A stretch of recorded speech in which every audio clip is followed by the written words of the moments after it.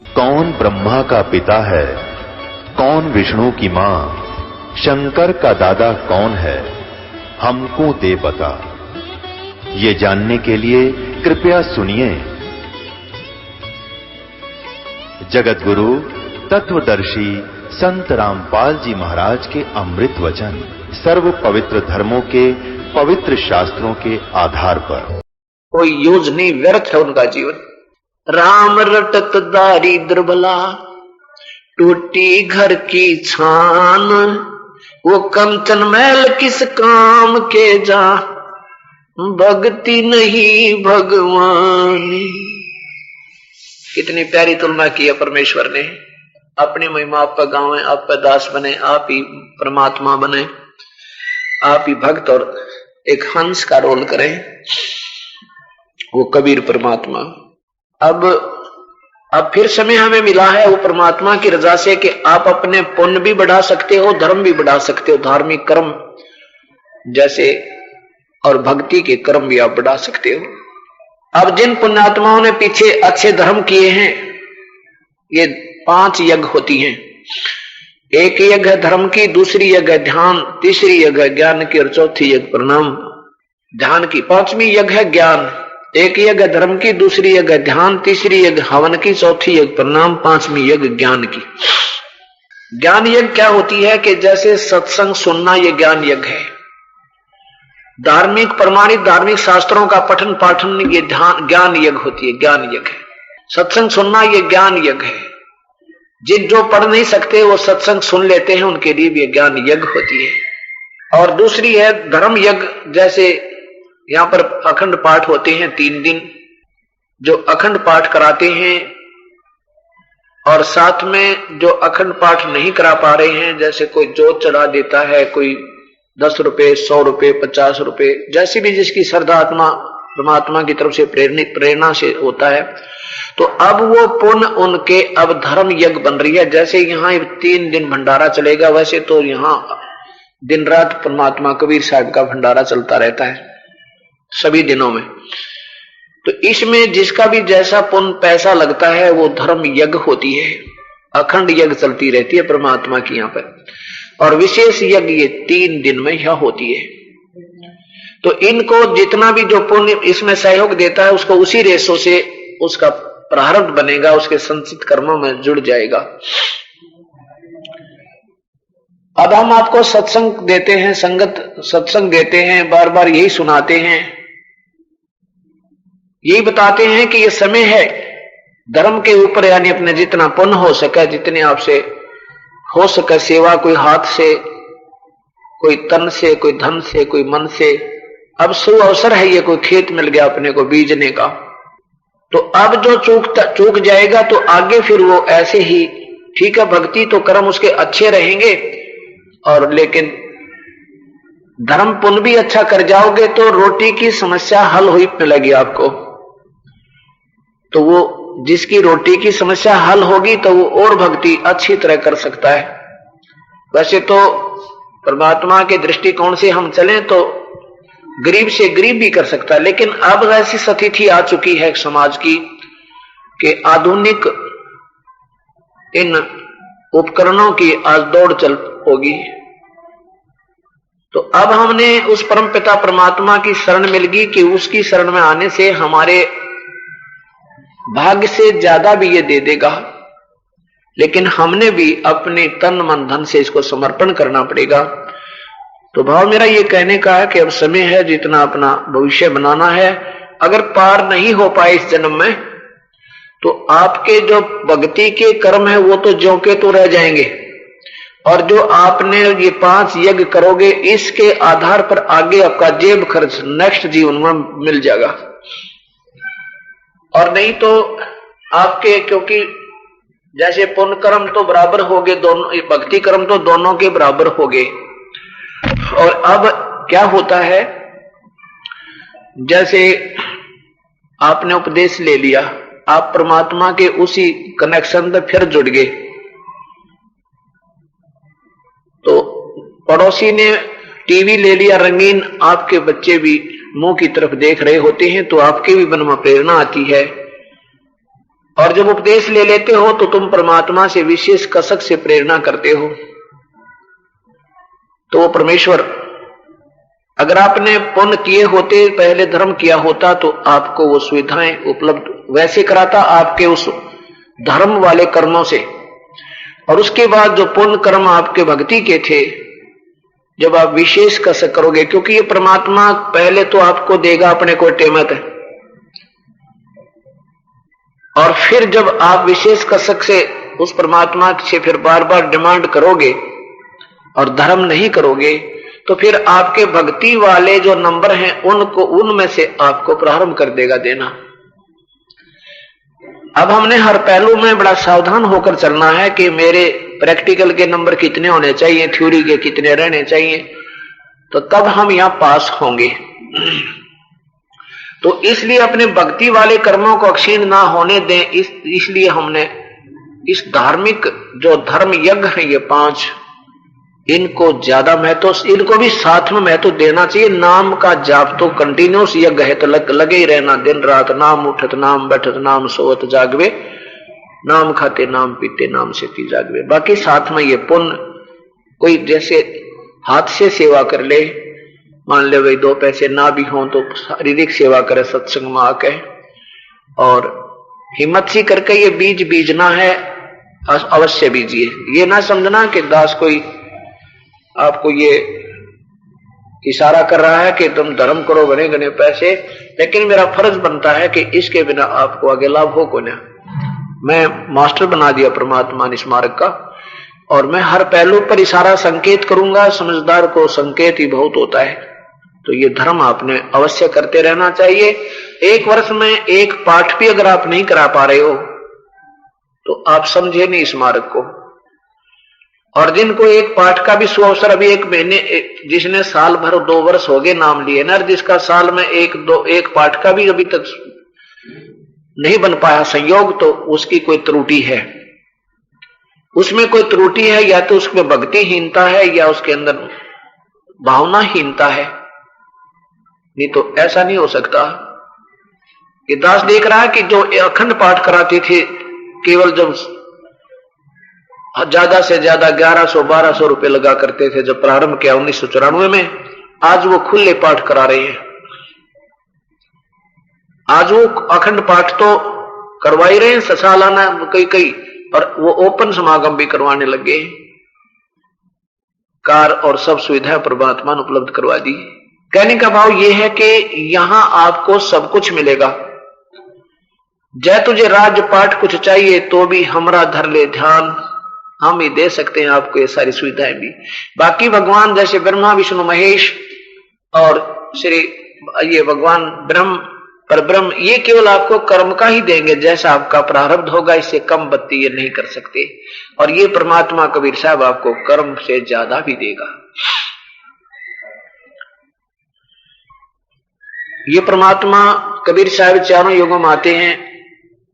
सतयुग में सत्सुकृत नाम से, त्रेता में मुनिंदर नाम से, द्वापर में करुणामय नाम से, कलयुग में ये कबीर नाम से आए थे। जब ये परमात्मा त्रेता युग में आए, उस समय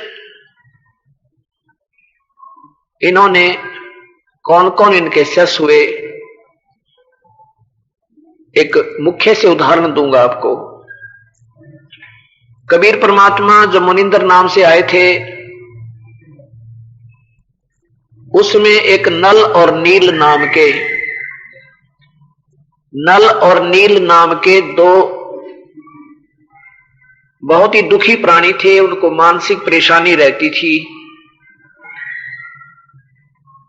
उनके शारीरिक कष्ट भी रहता था, आर्थिक स्थिति भी बहुत बिगड़ी हुई थी। और जहां भी जिस संत ऋषि के पास जाते थे अपने संकट निवारण के लिए, तो वो कहा करते थे, बेटा तुम्हारा ये प्रारब्ध है, ये तो तुमने भोगना ही पड़ेगा, इसमें कोई बदलाव नहीं हो सकता।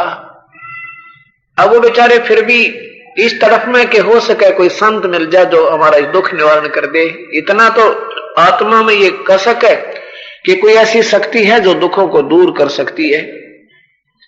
लेकिन वो मिल नहीं रही, मिलती है तो हम उस पर विश्वास नहीं करते। जैसा सुबह के सत्संग में आपने सुना था, कबीर परमात्मा उर्फ अर्थात मुनिंदर जी एक दरिया के किनारे सत्संग कर रहे थे। उसमें ये नल और नील दोनों पहुंच गए। इन्होंने जाते ही प्रणाम किया, चरणों में शीश रखा, उस परम पिता के चरणों में शीश रखा। उस परमेश्वर ने दोनों के सिर पे ऐसे हाथ रखा, दोनों स्वस्थ हो गए। ऐसा हो गया जैसे उनके नाम मात्र भी पीड़ा नहीं है।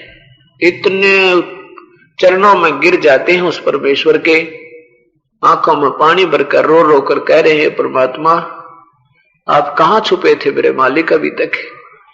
हमने बहुत संत देखे, बहुत ऋषि देखे, उन सब के पास गए, अपनी याचनाएं की। उन्होंने सब ने कहा था ये तुम्हारा प्रारब्ध है पुत्र, ये तो बेटा तुमने भोगना पड़ेगा, ये नहीं संकट निवारण हो सकता, आगे भक्ति करते रहो तुम्हारा दुख निवारण हो जाएगा।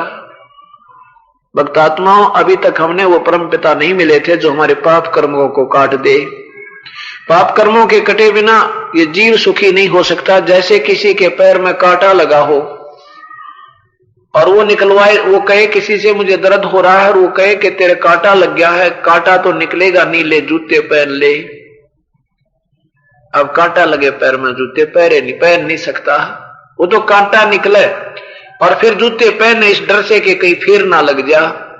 इसी प्रकार ये कर्म का कांटा जो कष्ट दे रहा था वो निकालने वाला मिले और फिर जूते देवे, जूते पहने इस डर से कि कहीं ये पैर फिर ना टूट जा, ये संकट फिर ना आ जा मेरे पे। अभी तक जितने भी महापुरुषों से मिलते थे वो क्या कहा करते, भाई दुख तो जीव ने भोगना है, कर्म का दुख सुख तो भोगना ही पड़ता है। उदाहरण देते थे जैसे भगवान श्री राम ने सुग्रीव के भाई बाली को मारा था तो उन्होंने भी उसका बदला देना पड़ा, अर्थात वो कर्म दंड भोगना पड़ा। द्वापर युग में श्री रामचंद्र जी श्री कृष्ण बने और बाली वाली आत्मा एक शिकारी बना, जो भगवान श्री कृष्ण के पैर में उस शिकारी ने तीर मारा, जिसे भगवान की मृत्यु हुई, श्री कृष्ण जी की मृत्यु हुई। तो चुप हो जाते थे कि बिल्कुल ठीक है भाई, जब भगवानों ने कर्म भोगे तो हम कौन से खेत की मूली जो कर्म कट जाएंगे। अब यजुर्वेद ने स्पष्ट किया कि वो कबीर है जो कर्म दंड काट देता है। कर्म जैसे आज सुबह भी दिखाया था और शाम को फिर दिखाऊंगा, क्योंकि एक ऐसा सामूहिक शिक्षा स्थल है, इसमें प्राइमरी से लेकर केजी से लेकर और लास्ट पीएचडी तक के, एमए तक के बच्चे इसी में शिक्षा ग्रहण करते हैं। यजुर्वेद महर्षि दयानंद सरस्वती द्वारा इसका अनुवाद है और अध्याय नंबर 5 के श्लोक नंबर 32 में सुबह भी दिखा था, फिर दिखाऊंगा। ऐसा नहीं है कि ये एक ही श्लोक है वेद में सैकड़ों की संख्या में ये कबीर नाम का महिमा है। 5वां अध्याय ये 32वां श्लोक, उसी गसी कबीर स्पष्ट लिखा, कबीर अंगारी असी। कबीर, हम इसको कबीर कहने लगे, कबीर अंगारी असी। अंगारी असी माने पाप कर्मों को काटने वाला कबीर परमात्मा है, कबीर है। बंभारी माने बंधनों का शत्रु। यहां देखो, अंगारी का अर्थ इन्होंने लिख दिया खोटे चलन वाले जीवों के शत्रु नहीं। अंग माने पाप, पापों के शत्रु, पाप काटने वाले। बंबारी माने बंधनों के शत्रु, ये बंधनों के शत्रु। बंबारी माने बंधनों के शत्रु, वह तारादि तंतुओं के नहीं, ये तो इनकी अपनी सोच है, नहीं इतना ही है, बंधन के शत्रु बस। बंबर माने बंधन, अरि माने शत्रु, बंभारी। और वो कौन है? उसका नाम कबीर है और वो सतलोक में रहता, रतधामा, सतधाम युक्त। ये स्वयं स्वामी जी सतधाम लिखते हैं, हम उसको सतलोक कहते हैं। युक्त माने सहित, यानी उसमें रहता है। रतधामा सतलोक वाला, रतधामा माने सतलोक वाला, सतधाम वाला। और वो सवर ज्योति है, वो स्वयं प्रकाशित है, सवर ज्योति। अब ये पता चला कि कर्म काटने वाला परमात्मा तो कबीर है। वो कौन कबीर है? अभी तक ये संत ऋषिजन ये फैसला नहीं कर पाए कि वो कबीर कौन है, वो शक्ति जो पाप कर्म काट दे। क्योंकि इन ऋषियों ने अपनी सोच से ये मान लिया कि परमात्मा निराकार है, इसलिए जब वो आकार में आता है तो हम उसे मानते नहीं, क्योंकि हम उसे निराकार मान करके अपने आप ही अपने बनाई हुई अटकलों पर अटके रहते हैं। अब नल और नील की श्रद्धा बहुत बढ़ गई। साहब ने कहा बेटा सत्संग में जो है शारीरिक सेवा किया करो, सत्संग भी सुना करो। कोई वृद्ध है, कोई बीमार है, कोई ऐसा है, लंगड़ा है, लूला है, अंधा कोई भक्त आत्मा सत्संग में आता है, उनके कपड़े धो देवे, उनके बर्तन साफ कर देवे, उन्हें नवावे धुआवे, बहुत ही पुण्य होगा आपको। और वैसे सेवा भंडारों में सेवा करवावे, जितनी हो सके तो अपनी सेवा करा करो। अब वो बेचारे ऐसे महापुरुष जो कह जिन्हें जीवन दान दे दिया तो वो शीश भी दे दे, इतनी श्रद्धा से लग गए कि गुरुदेव का आदेश है ऐसे सेवा करें। तो बुजुर्गों की, बूढ़ों की, संतों की, भक्तों की वो सेवा करने लगे, उनके कपड़े धोएं, उनके बर्तन साफ करें। और क्या करें, क्योंकि पहले साबुन सोबन तो होते नहीं थे, पानी में पहले कपड़ों को भिगोना पड़ता था घंटों, उसके बाद फिर उनका मोगरे मार मार कर फिर उसने यहां से पटक पटक कर धोया करते।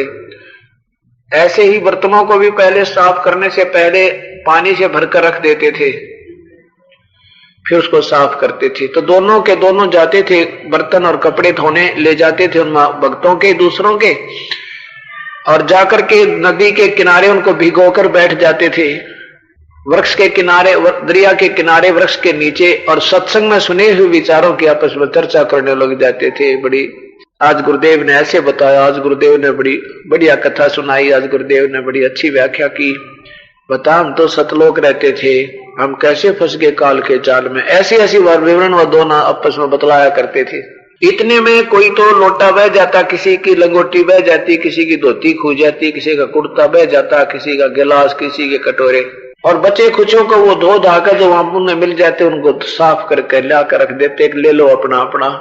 अब कोई कहता मेरा गिलास नहीं, कोई कह मेरा लोटा कहाँ गया, कोई कह मेरी लंगोटी का नहीं है, दूसरा कह मेरी धोती नहीं है, एक कहे मेरा गिलास कहाँ गया।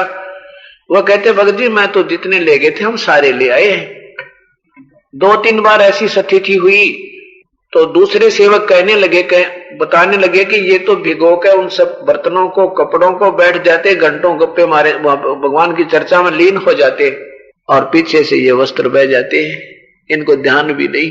तो उन्होंने हाथ जोड़ा, भाई तुम रहने दो, हमारी सेवा मत करो नल नील, हम तो दुखी गने हो गए, बता रोजाना कहां से धोती लावे, कहां से लोटे मांगे, बताओ अब तक गने कष्ट हो गया, रहने दो, हमारी सेवा मत करो। ऐसा वो कहते तो दोनों रोने लग जाते थे, हाथ जोड़ने लग जाते थे, हमारी सेवा ना छीनो, हम सेवा करेंगे, अब के ध्यान रखेंगे। अगली बार फिर ऐसे ही हुआ। तो उन भक्तों ने सोचा, संतों ने, कि भाई क्यों बेचारे दुखी किए, इनकी आत्मा दुख पावे, संत भक्त है, हम मना करते हैं तो ये मानते नहीं, और इनके बस से बाहर की बात है, क्योंकि इनका मन दिमाग भी थोड़ा दिमाग मोटे से हो गया, और ये श्रद्धा तो बहुत है इनकी।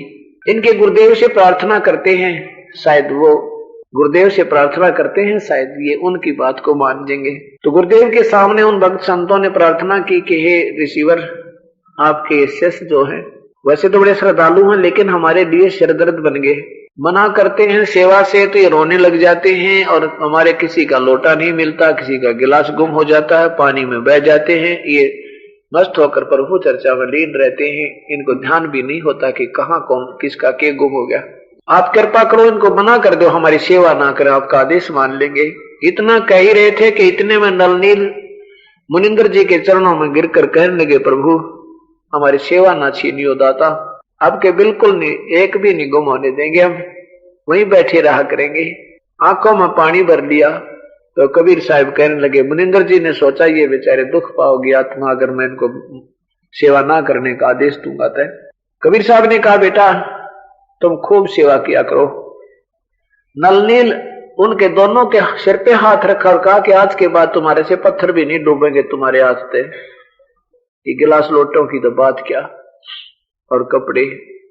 तो उसके बाद जो भी उन्होंने पानी में दो चीज रख दी वो भीगी रही, चाहे बगैर भीगी, पानी से भरी है या खाली है, और पानी में ऐसे रहती थी, वो टस से मस नहीं होती थी, इधर उधर भी नहीं होती थी जरा सी। वही उठाकर इधर कर दे तो दूसरी बात है। बाकी लोग मजाक करते थे कि नलनीर ये ईंट रखकर देखना, ये पत्थर रखकर दिखाना, वो भी ऊपर ही तैरता रहता था। कुछ समय के बाद ये परमात्मा, ये मुनिंदर जी श्रीलंका पहुंचे। श्रीलंका में जाकर के एक चंद्र विजय नाम का भाट था, भाट, और वो 16 सदस्य थे परिवार के, बेटे बेटियां, बच्चों की पत्नियां। तो वहां उनके द्वार के सामने ये परमेश्वर ऐसे बैठ गया जैसे रास्ता चलता कोई संत हो, अतिथि राह चलता यात्री हो। ऐसे जो सुबह सुबह बाहर बैठे थे, तो जो ही चंद्र विजय अपने घर से बाहर आया, उसने देखा संत के दर्शन, और संत भी भगवान पूर्ण ब्रह्म, जिसके दर्शन ते आत्मा गदगद हो जावे, जिनके नाम लेने ते हृदय भर भरावे। और जिस परमेश्वर के उन दर्शन हुए उस प्यारी आत्मा ने सुबह सुबह उसको कितना अच्छा लगा होगा, ये वही जाने। एकदम जाकर के चरणों में प्रणाम किया और कहा, हे ऋषिवर, ये दास की झोपड़ी सामने है, कृपया इस दास के मकान पर एक बार चलिएगा, एक बार चरण फेरा करिएगा दास के कुटिया पर मालिक। कबीर साहब ने कहा, बच्चा बैठ जा, मैं दो बात करूंगा तेरे ते। कहा, जी बताओ। हम ऐसे किसी के घर नहीं जाते हैं, हम उनके घर जाते हैं जो सत भक्ति करते हैं। क्या आप राम नाम भक्ति करते हो प्रभु की? उसने कहा, जी भक्ति बहुत करते हैं। किसकी भक्ति करते हो? कि भगवान शिव की भक्ति करते हैं। हमारे राजा भी शिव की भक्ति करते हैं, हम भी सब प्रजा शिव की भक्ति करते हैं। कबीर साहब ने कहा कि बेटा, शिव जो है ये, इनकी भक्ति से आपकी जन्म मृत्यु कर्म दंड ये नहीं मिट सकता, लेकिन इनकी भक्ति जैसी करोगे उतना फल आपको जरूर दे देंगे। और ये अक्षीणिक लाभ होगा, यहाँ कुछ सुख आपको यहाँ पृथ्वी लोक में, थोड़ा सा स्वर्ग लोक में, फिर नरक में, फिर 84 लाख योनियों में। ये प्रक्रिया नहीं समाप्त हो सकती। एक परमात्मा और है, काफी कुछ उसने समझाई, बहुत कुछ कथा बताई, वेदों का प्रमाण दिया। उसमें वेदों के बहुत वेदों को महत्व दिया जाता था। न गीता जी थी उसमें, न ये 18 पुराण थी, केवल वेद ही थे। इन महापुरुषों ने, रावण भी ब्राह्मण था, विद्वान पुरुष थे, लेकिन वेद नहीं समझ में आए इनके। और रावण का दोष नहीं, उनको गुरु गलत मिल गए। उस गुरुदेव ने बता दिया, बेटा ये शिव जो है ये सर्वशक्तिमान है, क्योंकि वेदों में जो शिव अर्थ है वो पूर्ण परमात्मा का नाम यानी उपमात्मक नाम है। भगवान शिव, त्रिलोकीय शिव तो केवल संहार करता है, व्यक्तियों को, जीवों को मारता है। और वो परमात्मा शिव जिसका वास्तविक नाम है वो हमारे पाप कर्मों का शिव, उनका कल नाश करने वाला शंकर, और हमारे इन काम क्रोध मोह लोभ अहंकार को खत्म करने वाला शिव। इस कारण से वो शिव कहलाता है। वो मनुष्य मारने के कारण शिव नहीं है, लेकिन उस वेदों में लिखे उस परमात्मा के उपमात्मक नाम के कारण यहाँ के नाम रख लिए इस काल ने अपने बेटों के। जैसे आजकल भगवान श्री कृष्ण की महिमा देख करके गांव गांव में, नगर नगर में कृष्ण नाम बहुत ज्यादा रखे गए, लेकिन वो कृष्ण वो नहीं है जिसने कंस मारा था, जिसने श्री कृष्ण नहीं है वो आज वाले कृष्ण। तो इसी प्रकार वो वास्तविक भगवान जो वेद में है वो कबीर परमात्मा की तरफ से संकेत है। और ये केवल इस त्रिलोकीय शिव को ही सुप्रीम पावर मानकर इनकी भक्ति करते रहे, ओम नमः शिवाय का जाप करते रहे।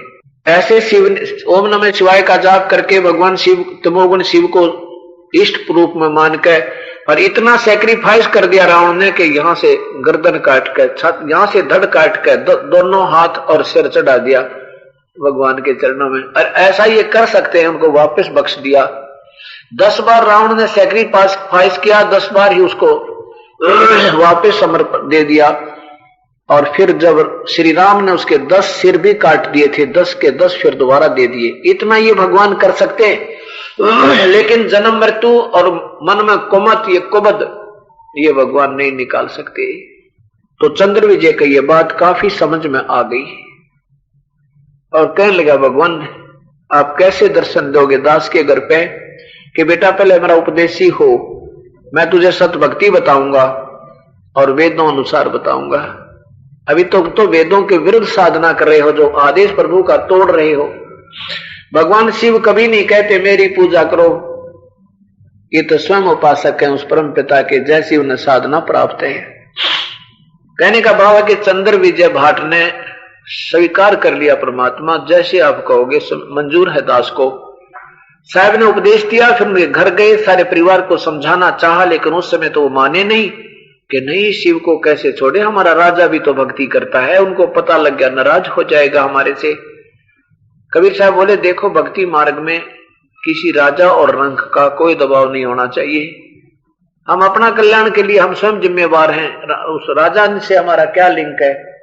2 रोटी हम मजदूरी करते हैं तो रोटी देता है। तो इस बात का समझ में आ गई उसके। चंद्र विजय को तो बहुत अच्छी तरह समझ में आ गई, परिवार ने माना नहीं। तो फिर चंद्र विजय ने रोजाना वो कथाएं सुनाई, सारे परिवार को समझाया, तो सब पूरे परिवार को यह बात समझ में आ गई कि अब के गुरुदेव आएंगे तो हम उपदेश ले लेंगे। दूसरी बार वो मुनिंदर जी अर्थात कबीर साहब वहां पहुंचे तो पूरे के पूरे 16 के 15 और सदस्यों ने नाम ले लिया। 16 के 16 उपदेशी हो गए परम पिता के। अब वो चंद्र विजय भाट जो था वो रावण राजा के दरबार में जाता था, उसको अच्छे ही उनकी महिमा के पुल बनाया करते थे, उनकी महिमा गाते रहते थे, तो राजा लोग प्रसन्न होकर उनको कुछ अन्न कनक दे देते थे। ऐसे ही उसकी पत्नी चंद्र विजय की पत्नी करमवती, वो जाती थी रानी मंदोदरी के पास, उनको भी वो ऐसे अच्छे बुरे चुटकुले कहानी कूनी सुनाकर उसकी रिक्रिएशन कराया करती थी, इंटरटेनमेंट कराया करती थी, मनोरंजन कराती थी, ऐसे बूंदी अच्छी बातें चलाकर उन्हें हंसाती थी।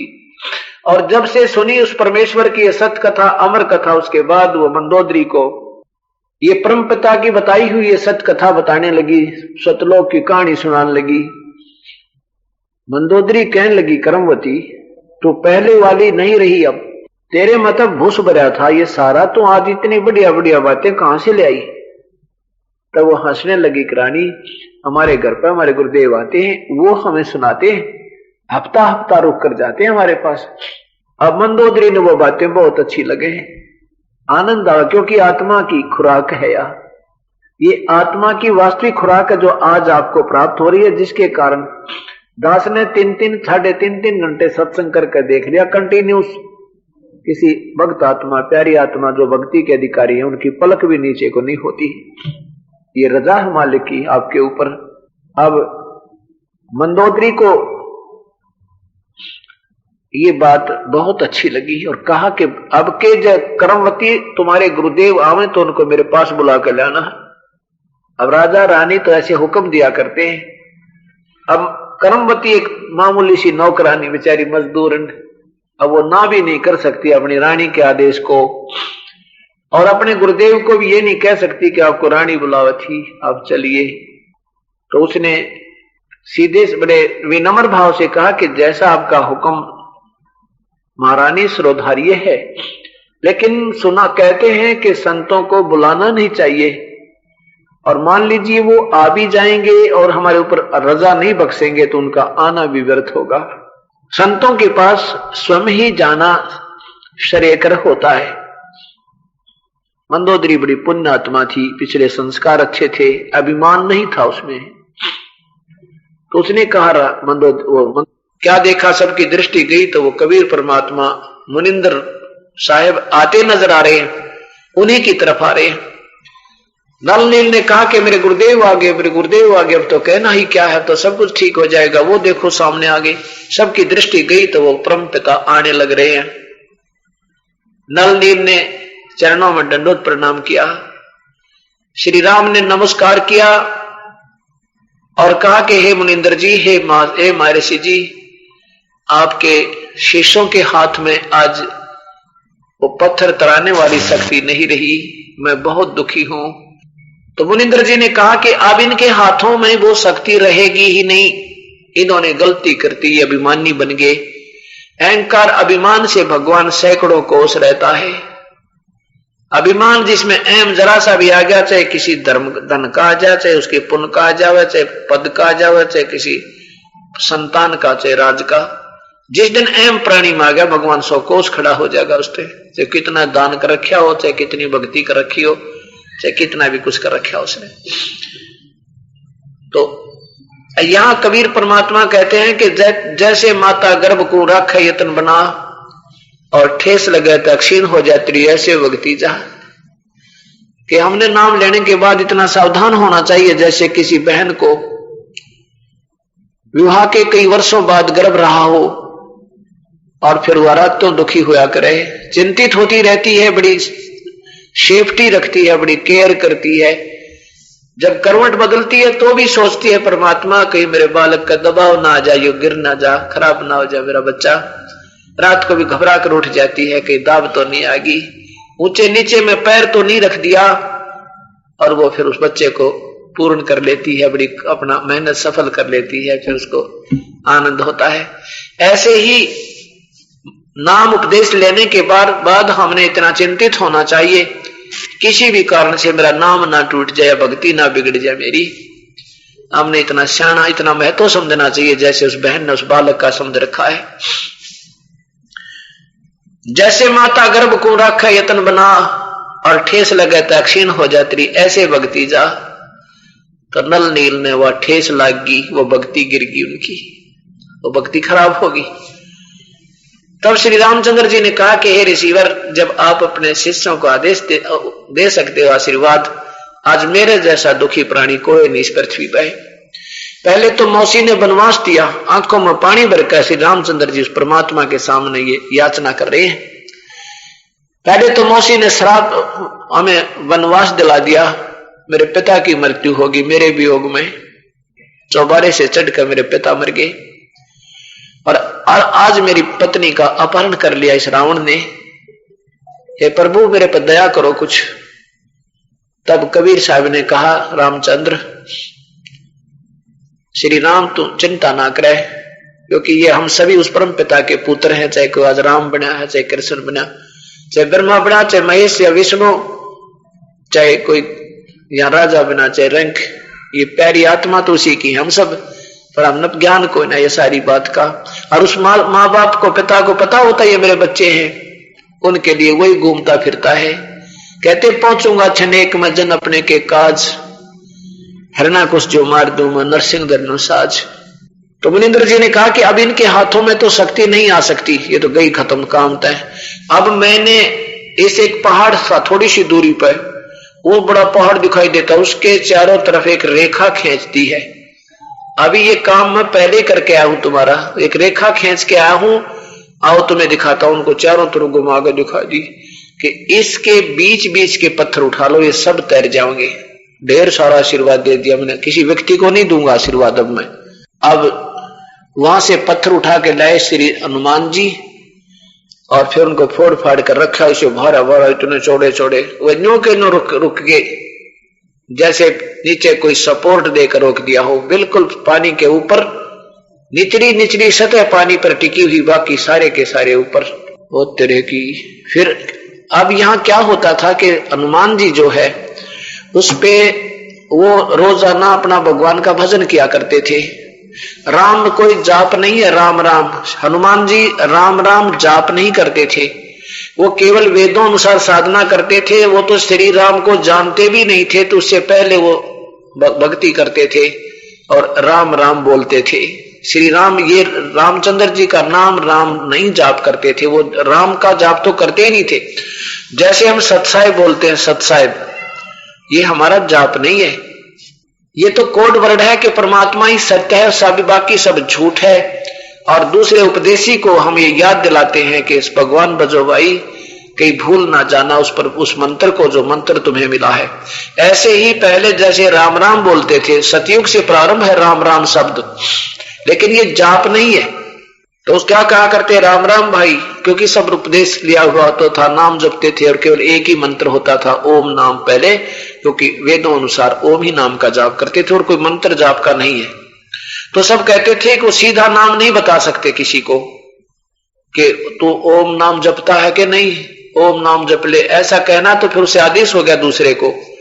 तो एक दूसरे के गुरु बनकर वो कैंसिल हो जाती है भक्ति उनकी। इसलिए कुछ कोड वर्ड रखा जाता है, वो सीधा नाम कोई नहीं बता सकता, बताना भी नहीं चाहिए।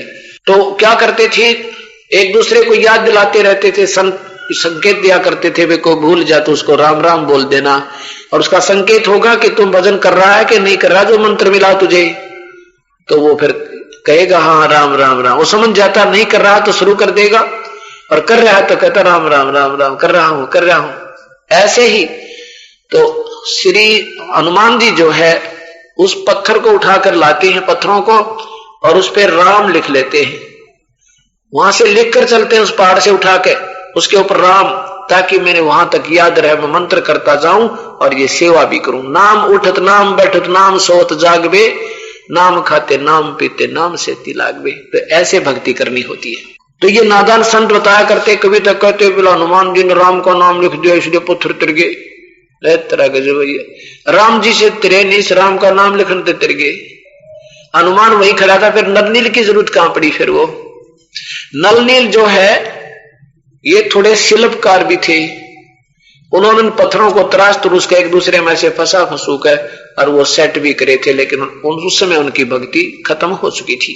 वो शिल्पकारी और परमात्मा का आशीर्वाद से वो पुल बंधा, और हनुमान जी केवल इसलिए राम नाम लिखा करते थे कि मेरे को मंत्र याद रहे। फिर वहां से लिखकर फिर चल पड़ते थे, धुन में रहते थे, सारा दिन मेहनत भी करते थे और अपना नाम भी जपते थे। और ये तरीका प्रभु पाने का, चाहे ब्रह्म की साधना करो, चाहे कृष्ण जी की, चाहे श्री राम की, और चाहे परब्रह्म की, चाहे पूर्ण ब्रह्म की, चाहे ब्रह्म की, तो ये नाम की कमाई से होगा। और बाकी जो तरीके, बाकी जो क्रियाएं हैं वो सब शास्त्र विरुद्ध हैं।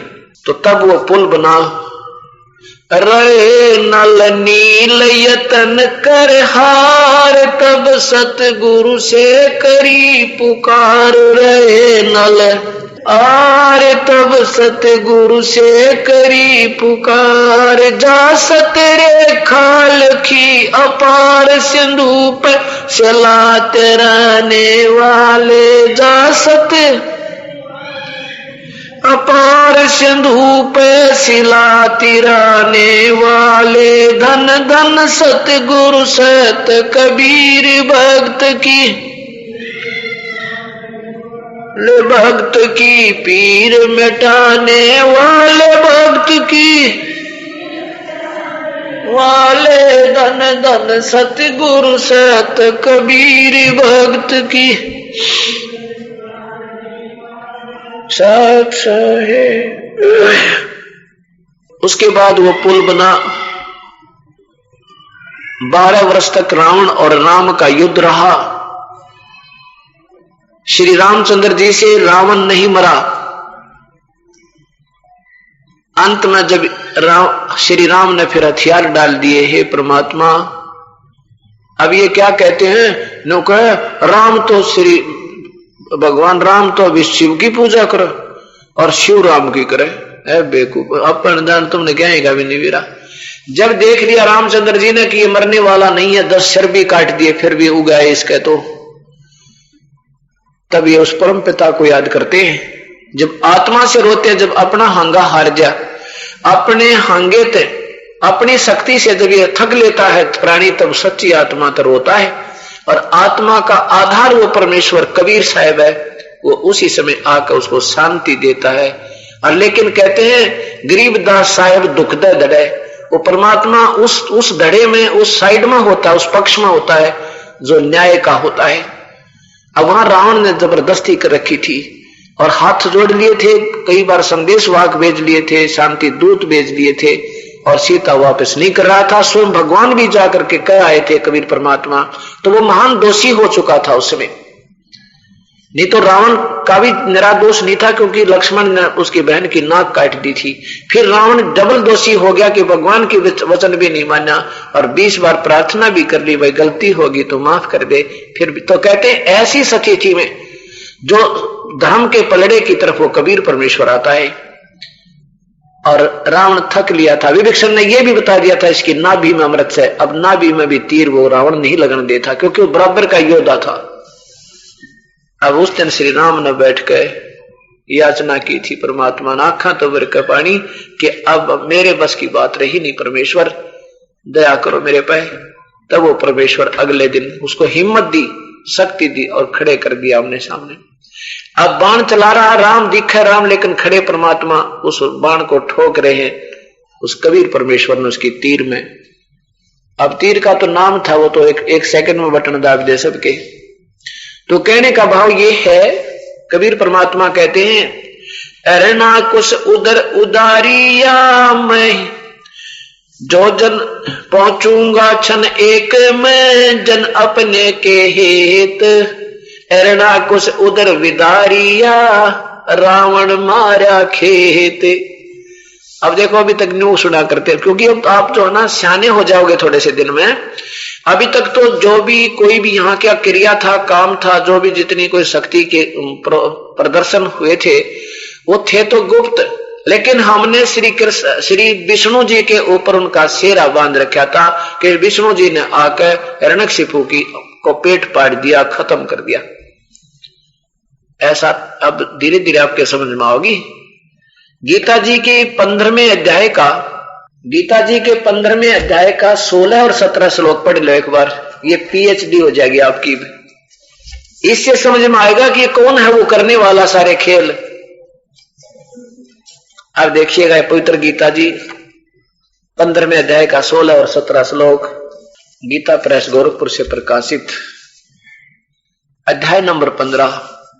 इसका अर्थ बनता है इस 15वें, ये 16वां श्लोक नीचे देखिएगा, द्वौ इमौ पुरुषौ लोके, इस संसार, इस पृथ्वी वाले लोक में दो भगवान है, क्षर च अक्षर है। ये क्षर च अक्षर है, ये क्षर पुरुष तो ये ब्रह्म है, अक्षर पुरुष ये परब्रह्म है। स्थर पुरुष के इस ब्रह्म के 21 ब्रह्मांड है, अक्षर पुरुष के 7 संख्य ब्रह्मांड है। ये तो नाशवान है, ये कुछ अविनाशी माना जाता है। पर ब्रह्म तो नाशवान है, क्षर पुरुष नाशवान भगवान, और अक्षर पुरुष ये अविनाशी भगवान, अविनाशी कहलाते, कुछ अविनाशी, इसकी तुलना में अविनाशी। जैसे और इसी प्रकार इन दोनों के लोकों में यही स्थिति प्राणियों की है, जो स्थूल शरीर है वो तो नाशवान है और जीवात्मा अविनाशी है। क्या अर्थ हुआ इसका? कि जैसे क्या बताना चाहा इसमें, कि जैसे एक तो चीनी का कप हो, एक मिट्टी का कप होता, चीनी का कप, जो ये मालूम होता आपको कि हाथ से छूट गया तो पड़ते फूटे टूट जाएगा। वो तो समझो काल ब्रह्म के लोक और उसके जीव, उसकी और उसके अंतर्गत प्राणी देवों की, महादेवों की शरीर की स्थिति, इनके लोकों की और उनके शरीर की स्थिति ऐसे समझो कि क्षर पुरुष ये ब्रह्म तो समझो इतना नाशवान, जैसे चीनी का कप, सफेद मिट्टी का कप होता है, चमकीला अच्छा होता है, और अपना शरीर हमारे जैसों का शरीर समझो इसी लोक में जैसे मिट्टी के बने हुए दोने कसोरे होया करें।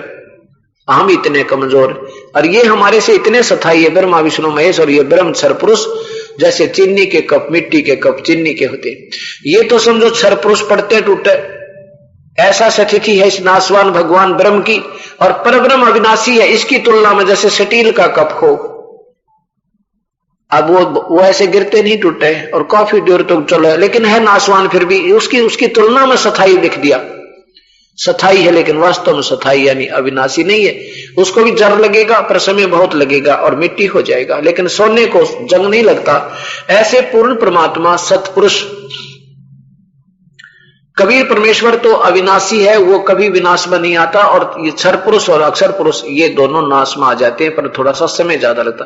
तो इसमें ये बताना चाहे कि वो पूर्ण परमात्मा तो इन दोनों से भी है, जिसको अविनाशी कहते हैं, इन दोनों से भिन्न है, वो अलग है कोई। अभी आपने 15वां अध्याय का 16वां श्लोक, ये सरलार्थ भी पढ़ो इन महापुरुषों का। इन्होंने थोड़ा सा असमंजस में कर लिया क्योंकि इनको ज्ञान नहीं था इस सच्चाई का। ये वही 15वां श्लोक, 16वां श्लोक 15वें अध्याय का गीता जी का। इस संसार में नाशवान और विनाशी भी ये दो प्रकार के पुरुष यानी भगवान हैं। पुरुष माने भगवान बोलना था।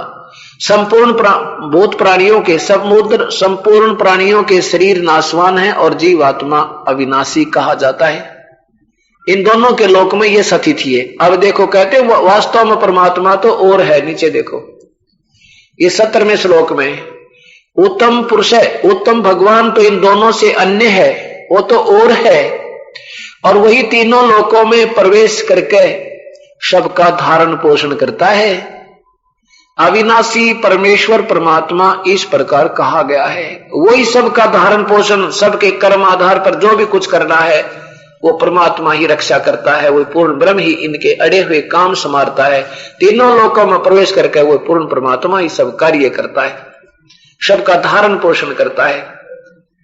अब धीरे धीरे आपके समझ में आने लगेगी ये सत्य कथा कि वास्तव में कहानी कहां है।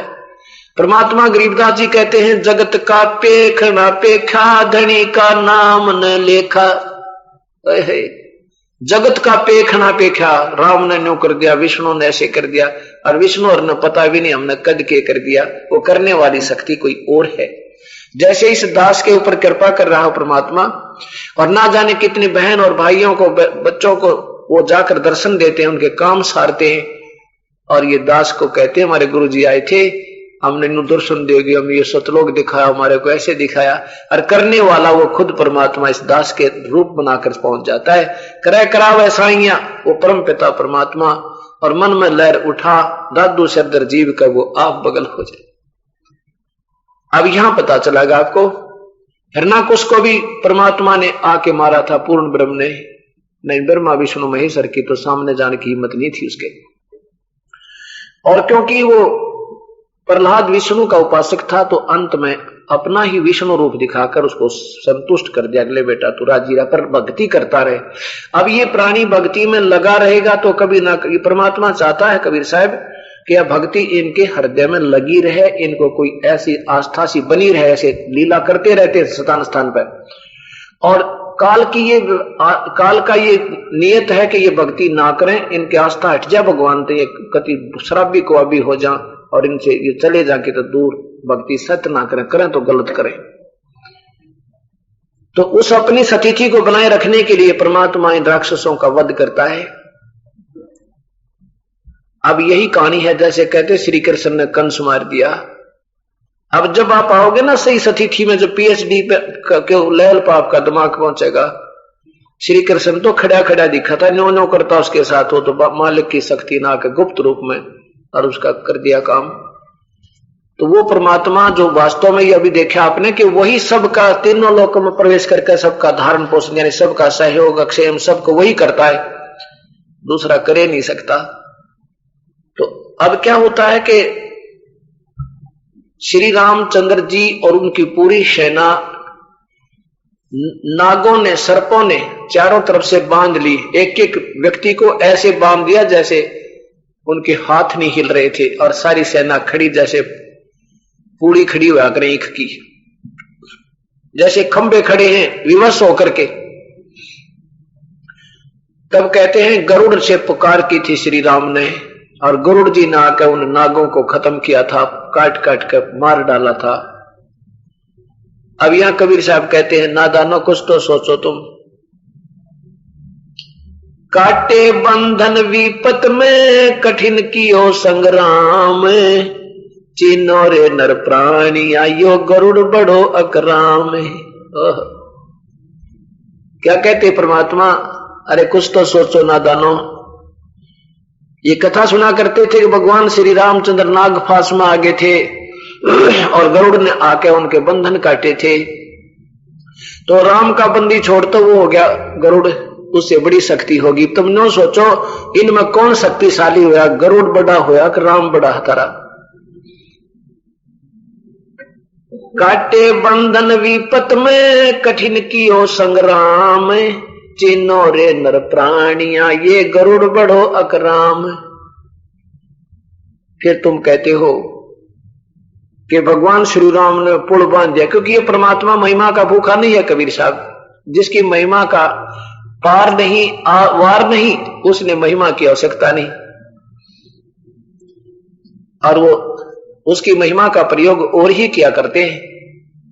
तो क्या कहते थे कि तुम ये कहते हो कि श्री राम ने पुल बांध दिया और इसलिए भगवान की संज्ञा में ले लिया तुमने, चल तुम्हारी बात बड़ी करते।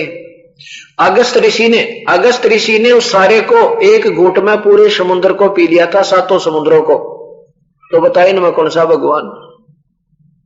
लंका समुद्र पाट लंका गयो वो सीता का भरतारे, अगस्त ऋषि ने वो सारे पी लिए, इनमें कौन करता रे। ये परमात्मा कितनी तुलनात्मक वाणी कही है कि तुम इसी कारण से उसको भगवान मान रहे हो कि उन्होंने पुल बांध दिया पत्थर पर, समुद्र पर पत्थर तैरा दिए। और ये तो तुमने कहूं कि मैंने तैरा दिए तो वो आपका जचा को नहीं, आपकी वाणी आप ही के आधार पर, सोच के आधार पर बता रहे हैं कि तुम इसी आधार पर भगवान श्री रामचंद्र जी को भगवान की संज्ञा में सुप्रीम पावर मान बैठे, तो अगस्त ऋषि ने सारे पी लिए थे, फिर इनमें कौन करता।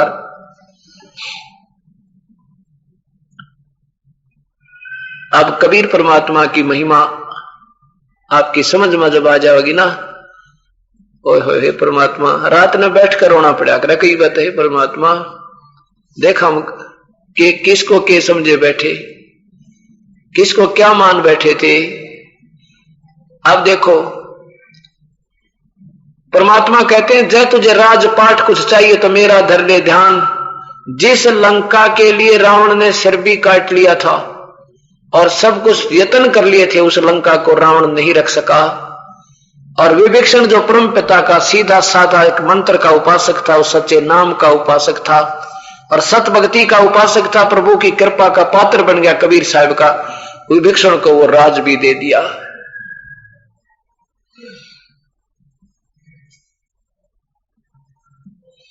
मन तो पावेगा अपना किया रे, भोगेगा अपना किया रे, मन तो पावेगा अपना किया रे, भोगेगा अपना किया रे।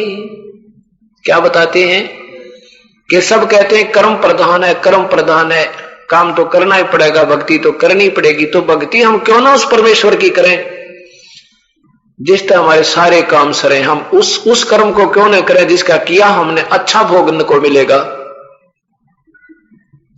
क्या बताते हैं, 10 मस्तक रावण के काटे, विभीषण को राज दिया रे।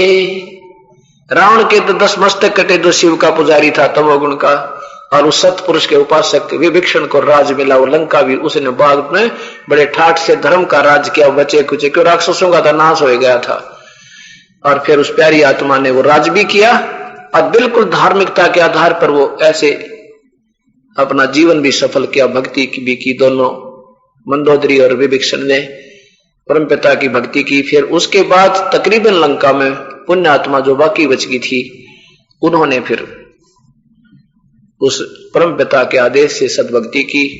तो क्योंकि बहुत लंबा समय हो जाता है, फिर उसमें कहते हैं संगत माए को संगत उपजा, जैसे बन में बांस, आपा घिस घिस के आग लगा दें, करें बनखंड का भी नाश।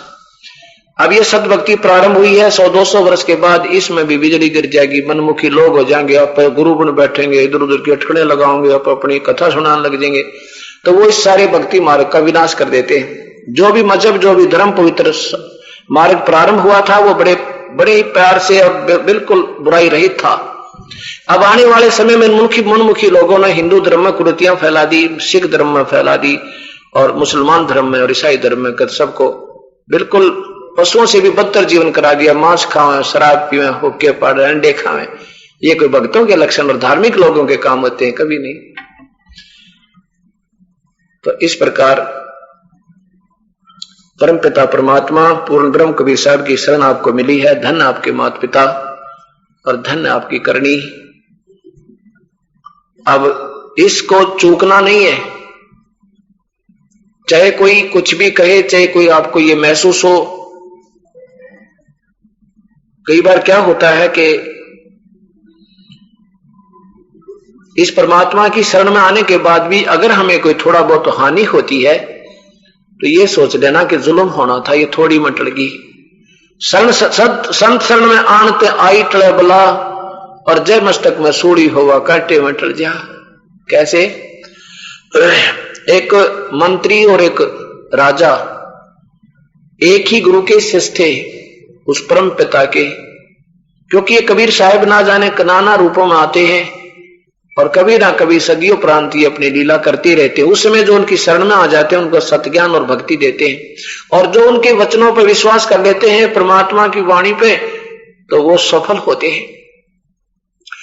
अब उस मंत्री को तो बड़ा विश्वास था कि गुरुदेव जो कह रहे हैं बिल्कुल सत्य है, और राजा को विश्वास ये तो था, भक्ति तो थी उसमें कसम, पर नो विश्वास ना था जितना उस मंत्री को था। अब जैसे कबीर साहब कहते हैं, गरीबदास जी कबीर साहब की प्यारी आत्मा कहते हैं कि क्या हुआ हरि नाम से जब मन में नहीं विश्वास। तुम भक्ति भी करते हो और अपने भगवान पर विश्वास नहीं है तो वह भक्ति व्यर्थ है तुम्हारी। कैसे? एक दो साधक थे, एक तो 40 वर्ष से साधना कर रहा था, दाढ़ी बढ़ा रखी, पलक भी बढ़ रही उसकी, और दिन रात तपस्या साधना करता। एक 4 वर्ष से साधना पर लगा था। कहते हैं नारद जी आते थे, दोनों के पास बैठा करते थे। एक वो थोड़े फैसले पर थे आपस में, वो 1-2 किलोमीटर की दूरी पर अपने साधना कर रहे थे। नारद जी जाते थे पहले उस बड़े के जो 40 वर्ष से बैठा था उसके पास घंटों बैठते थे, ईश्वर की चर्चा करते थे, और फिर उस दूसरे के पास जाते थे जो 4 वर्ष से साधना कर रहा था। एक दिन नारद जी ने भगवान विष्णु से कहा कि हे भगवान, पृथ्वी लोक पर आपके 2 ऐसे हंस बैठे हैं, आपके बिना उनको कुछ दिखाई नहीं देता, केवल आप ही की चर्चा करते हैं, दूसरी बात नहीं करते, बड़े महान भक्त हैं आपके। विष्णु जी ने कहा नहीं भाई, दोनों भक्त नहीं है, भक्त तो एक है उनमें। तो नारद जी बोले हाँ ये भी हो सकता है, क्योंकि वो है ना जो 40 वर्ष से बैठा। कबीर साहब विष्णु जी बोले नहीं, जो 4 वर्ष से भक्ति कर रहा है। नारद जी उनके मुंह की तरफ देखे, वो 4 वर्ष वाला और 40 वर्ष वाला तो बहुत ही नेक है, बड़ा विनम्र है, और भगवान की चर्चा 40 वर्ष से कर, भगवान कहते हैं सेवक भगत नहीं है। तो भगवान विष्णु समझ गए कि नारद जी के समझ माई नहीं कहानी। विष्णु जी कहने लगे क्यों नारद जी, मेरी बात पर कोई आपत्ति आपको? अगर नहीं जी आपत्ति तो नहीं हो सकती, आपकी बात पे आपत्ति हो सके, लेकिन मेरी बुद्धि छोटी है और स्वीकार ना करती कि आप कह रहे हो 40 साल वाला भगत को नहीं। विष्णु जी बोले अच्छा एक काम करता है, आज आप देर से जाना उनसे मिलने, और जब आपसे देरी का कारण पूछे तो ऐसे ऐसे बताना, और फिर वो क्या उत्तर दे वो मुझे बताना। अच्छा जी। वो जाता था 11 बजे तो पहुंचा 4 बजे। अब पहले के पास पहुंचा जो 40 वर्ष से साधक बैठा था। उसने पूछा नारद जी आज तो बहुत देर कर दी, मैं तो आपकी बाट जो रहा था, मेरी तांखें फट गई आपको देखते देखते, ईश्वर की चर्चा करते थे, बड़ा आनंद आता था, आप नहीं आते ना जिस दिन, बस मेरे तो बेचैनी हो जाती है। नारद जी कहने लगे जी क्या बताऊं, आज तो एक ऐसी अनहोनी देखी। क्या देखा? इसलिए देर होगी मुझे। क्या देखा कि भगवान विष्णु जी ने ये कहा था कि आज 2 बजे सुई की नोक में से हाथी निकालूंगा। तो भाई मैं उसने देखने के लिए रुक गया। तो क्या बोला, क्या किया फिर भगवान ने कि हाथी निकाल दिया सुई की नोक में विष्णु जी ने। वो 40 साल वाला कहता है नारद जी क्यों दौड़ी झूठ बोलो, क्यों सफेद झूठ बोल रहे हो, ये कभी हो सके हाथी निकल सके सुई की नोक में से? आप इतने समझदार दिखाई देते थे, मैं तो आपको महर्षि मानता था, आप तो बेतुकी बातें कर रहे हो। नारद जी ने सोचा भगवान ठीक कह के तो नरा डांगर है, 40 साल से बैठा और भगवान कुछ कर नहीं सकता, तू क्यों गोडे रगड़ रहा फिर यहां बैठ के? चल पड़ा वहां से नारायण नारायण करता है। तो सचमुच ही मूर्ख बैठा है, क्या आएगा भगत।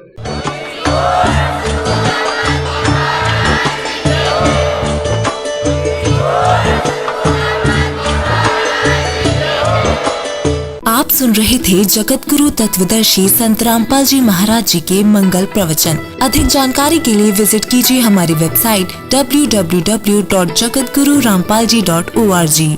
संत रामपाल जी महाराज जी के शुभ आशीर्वाद से पूरे विश्व भर में 500 से भी ज्यादा नाम दीक्षा केंद्र हैं, जिन पर संत रामपाल जी महाराज जी द्वारा ऑनलाइन निशुल्क नाम दीक्षा दी जा रही है। अपने नजदीकी नाम दीक्षा केंद्र का पता करने के लिए संपर्क करें 8222880541।